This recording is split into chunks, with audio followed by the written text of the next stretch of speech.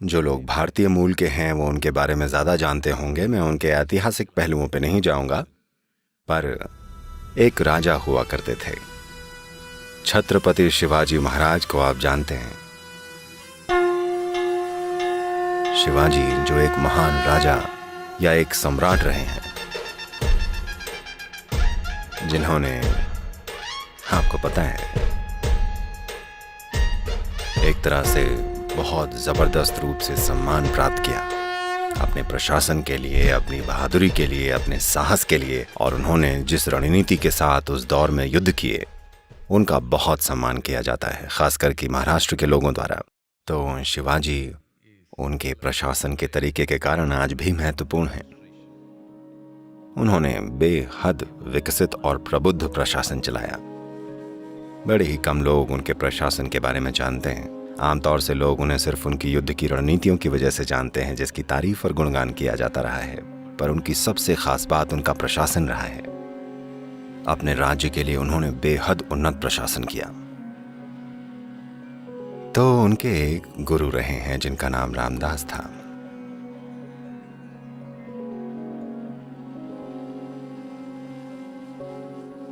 एक दिन शिवाजी अपने महल की एक बालकनी में खड़े थे। उन्होंने देखा कि उनके गुरु हाथ में भिक्षा का पात्र लिए घर घर जा रहे हैं, भिक्षा मांग रहे हैं। फिर उन्होंने सोचा, ये मेरे गुरु सड़कों पर भिक्षा क्यों मांग रहे हैं? मैं एक राजा हूं, मेरे गुरु सड़कों पर भिक्षा नहीं मांगने चाहिए उन्हें तो। फिर उन्होंने बालाजी को बुलाया, जो कि उनके सहायक थे। उन्होंने एक चिट्ठी लिखी और भेज दी, जाइए और इसे गुरु के चरणों में रख दीजिएगा। तो वो गए और इस चिट्ठी को गुरु के चरणों में रख दिया। तब उन्होंने इसे उठाया और पढ़ा, और रामदास मुस्कुराए। और अगले दिन वो महल में आए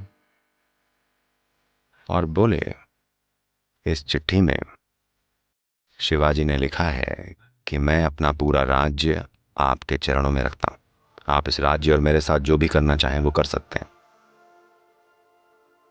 तो रामदास बोले, अब जब आपने अपना राजपाट त्याग दिया है और ये मुझे दे दिया है, तो आप क्या करने की सोच रहे हैं? तो शिवाजी बोले, सदगुरु जी, जो आप बोलेंगे, आप मेरे सदगुरु हैं, आप जो बोलेंगे वो मैं करूँगा। और मैं सिर्फ आपके आसपास रहकर आपकी सेवा करना चाहता हूँ, मैं बस यही करना चाहता हूँ। फिर रामदास के पास एक और भिक्षा का पात्र था। वो बोले, ये लो। और दोनों सड़कों पे भिक्षा मांगने निकल गए, सम्राट और गुरु दोनों। लोगों ने, जब गुरु उनके घर पे आते थे, वो सोचते थे ये सिर्फ कोई भिक्षुक हैं और जो दे सकते थे वो दे देते थे। Now the emperor has come with great respect, they gave whatever they could. अब सम्राट खुद आए हैं, बड़े सम्मान के साथ वो जो कुछ भी दे सकते थे उन्होंने दिया। ऐसा सिर्फ आजकल होता है कि जब कोई भिक्षुक घर आए तो लोग उन्हें पका हुआ खाना, बचा हुआ खाना और हर तरह की चीज़ें देते हैं। पर इस संस्कृति में अतीत में ऐसा कभी नहीं किया गया था। वो सिर्फ सामग्रियाँ, अनाज देते थे, चावल दाल, है ना, या कुछ ऐसा। तो अपना खाना वो खुद जाकर पकाते थे और खाते थे। तो जब उनकी भिक्षा मांगने का काम ख़त्म हुआ तो वो नदी के पास गए और गुरु ने एक साधारण सा खाना तैयार किया। उस दिन मिली भिक्षा की सामग्री से एक सरल सा खाना बनाया। और फिर उनके खाना खाने के बाद जो कुछ भी बचा हुआ था,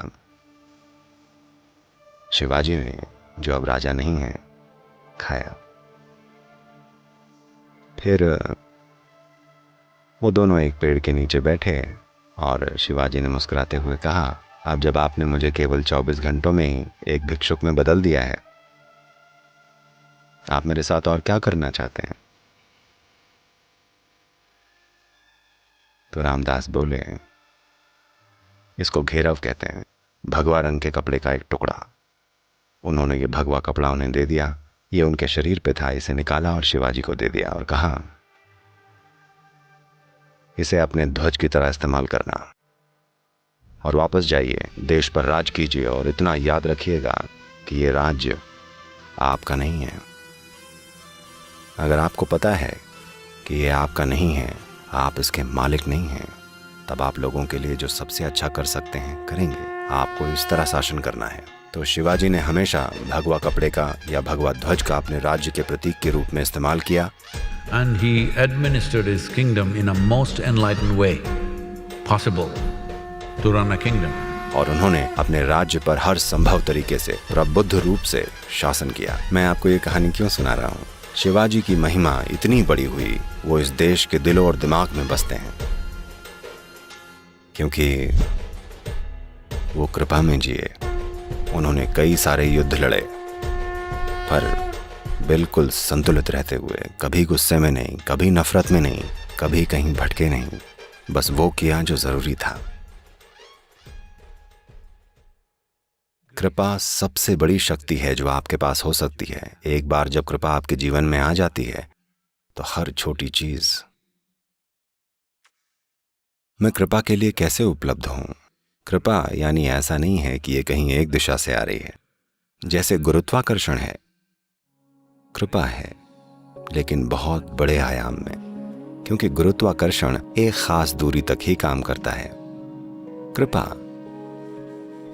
सृष्टि का आधार है, लेकिन आप इसके लिए उपलब्ध नहीं होंगे अगर आपके पास अपने व्यक्तित्व की मजबूत दीवारें हैं। अगर आप निर्मोही हो जाएं तो धीरे धीरे दीवारें गायब हो जाएंगी और इससे कृपा पैदा होगी। आप में हर चीज कृपा पैदा करने लगेगी।